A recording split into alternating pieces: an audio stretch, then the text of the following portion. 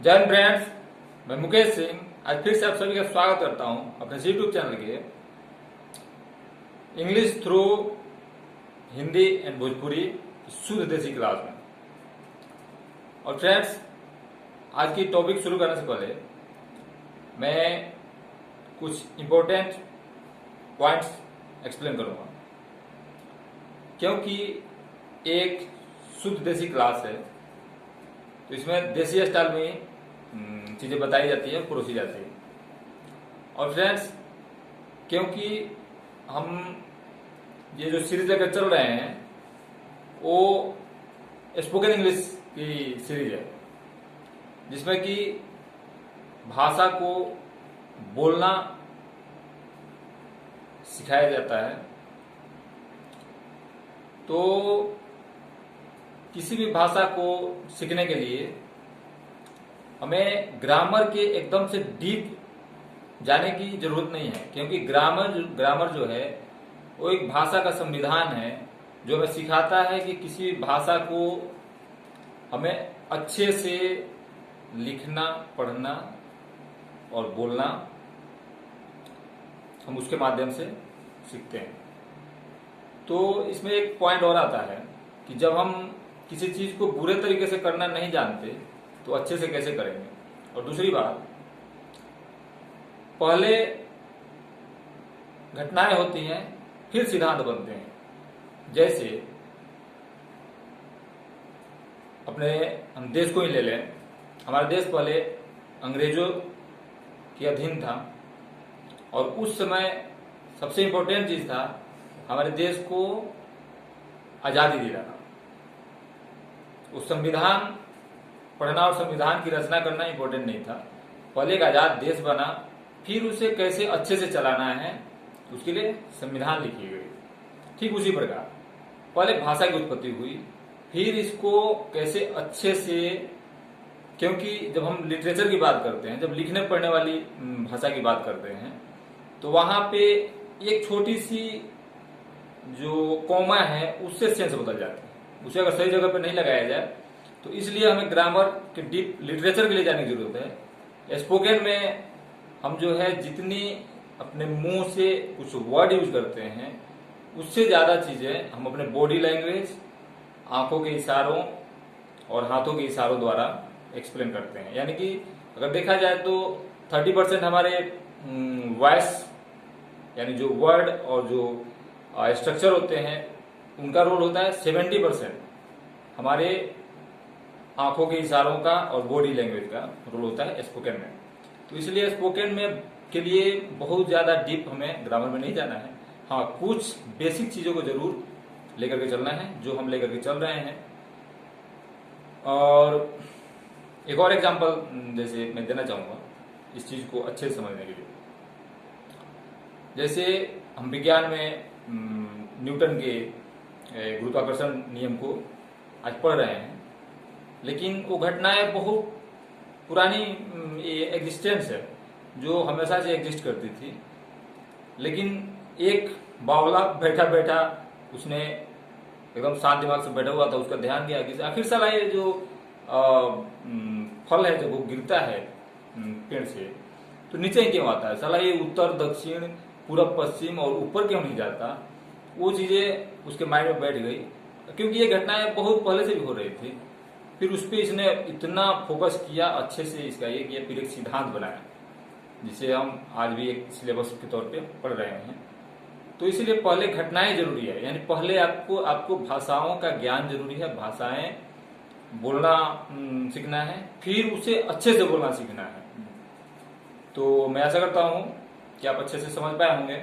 और फिर आज के टॉपिक की शुरुआत करते हैं, जो कि हम लास्ट वीडियो में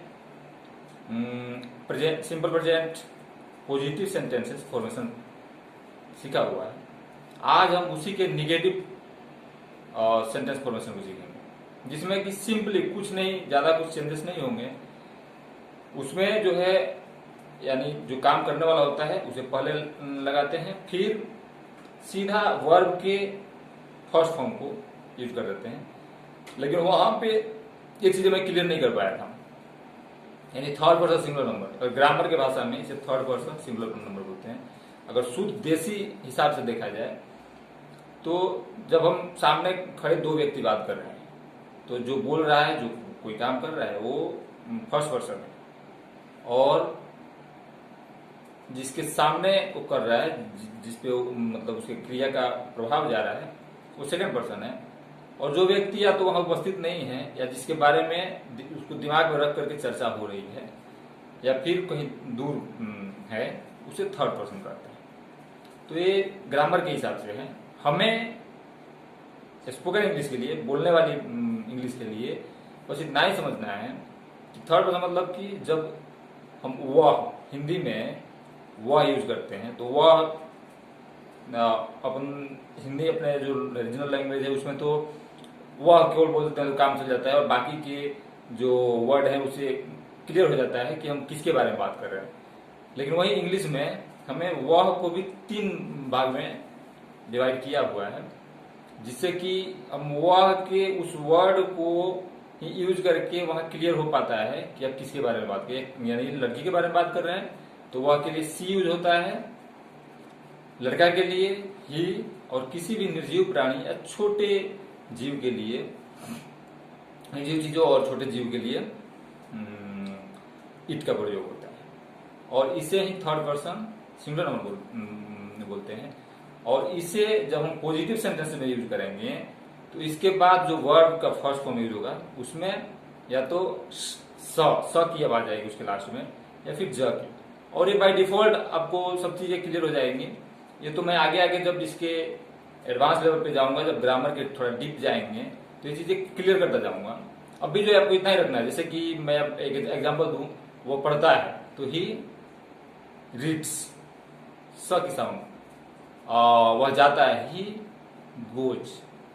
तो ये ऑटोमेटिक बाय डिफॉल्ट खुद से भी आने लगेगा। और इसे कुछ पॉइंट्स भी हैं वो मैं एक्सप्लेन करूंगा एक वीडियो स्पेशल बना करके।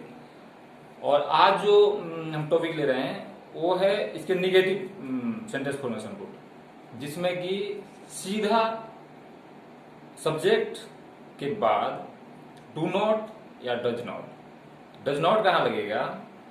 वही थर्ड पर्सन सिंगुलर नंबर, जो कि या तो वह होगा अपने रीजनल लैंग्वेज हिसाब से, नहीं तो किसी व्यक्ति या वस्तु का नाम आएगा, जैसे कि मोहन, राम, श्याम, कुर्सी, टेबल, सूरज, चंद्रमा, ऐसी चीजों के नाम होंगे, नहीं तो वह होगा। यानी भोजपुरी में अगर बोलें तो ऊ या किसी व्यक्ति के या वस्तु के नाम विशेष, तो वहां पे डज नॉट लगेगा और फिर सेम वर्ब के फर्स्ट फॉर्म को यूज करेंगे। और इसे ही हम कुछ एग्जाम्पल के माध्यम से लिखित रूप में भी मैं बाद में बताने वाला हूं। तो आई होप आप सभी को ये चीजें क्लियर हुई होंगी। आइए अब एग्जाम्पल को लिखित तौर पे समझते हैं। तो जैसा कि फ्रेंड्स आप समझ पा रहे हैं आज का टॉपिक क्या है, टेंस। टेंस के फर्स्ट टेंस यानी कि सिंपल प्रेजेंट के निगेटिव फॉर्मेशन को हम सीख रहे हैं। यहाँ पे इसका फॉर्मूला भी लिखा हुआ है। सब्जेक्ट यानी काम करने वाला, उसके बाद बाकी सब सब्जेक्ट के साथ डू नॉट, और थर्ड पर्सन सिंगुलर नंबर यानी ही, सी, इट या किसी नाम के साथ डज नॉट लग जाएगा। फिर सेम वर्ब के फर्स्ट फॉर्म को यूज करें, यानी कि जो मूल इसके रूप में वर्ब के उसे यूज करेंगे, और फिर उसके बाद जितने भी अदर वर्ड आएंगे उसे हम लगा देंगे।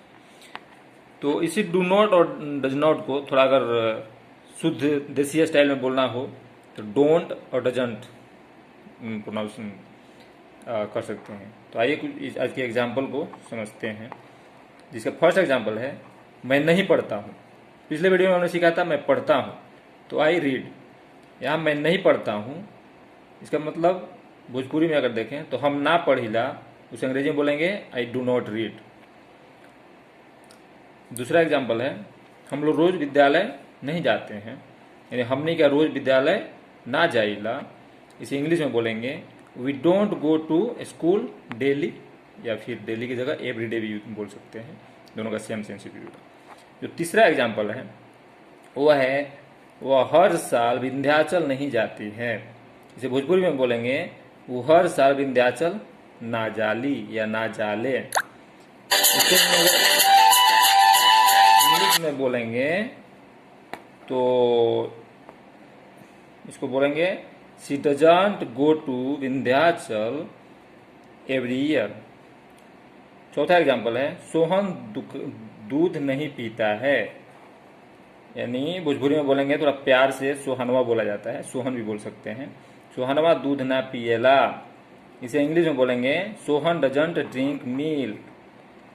पांचवा एग्जाम्पल है सूरज उत्तर में नहीं उगता है। एक यूनिवर्सल ट्रूथ है। इसे भोजपुरी में बोलते हैं सूरज उत्तर में ना उगेला या उगेलन। इसे इंग्लिश में बोलेंगे the sun doesn't rise in the north. लड़कियां अचार नहीं खाती हैं। यानी कि लड़की सब, भोजपुरी में बोलेंगे लड़की सब अचार ना खाली या ना खाली सन। उसे इंग्लिश में बोलेंगे the girl do not eat pickles. और इसके अलावा फ्रेंड्स एक और एग्जाम्पल अगर लें, जैसे कि फुलझड़ी बाजार नहीं जाती है, तो उसे भोजपुरी में बोलते हैं फुलझड़ी या बाजार ना जाले। उसे इंग्लिश में बोल सकते हैं कि फुलझड़ी डजंट गो टू मार्केट। तो ऐसे बहुत सारे सेंटेंस आप खुद से बना करके उसकी प्रैक्टिस कर सकते हैं। तो thanks for watching friends, see you with next video. Thank you.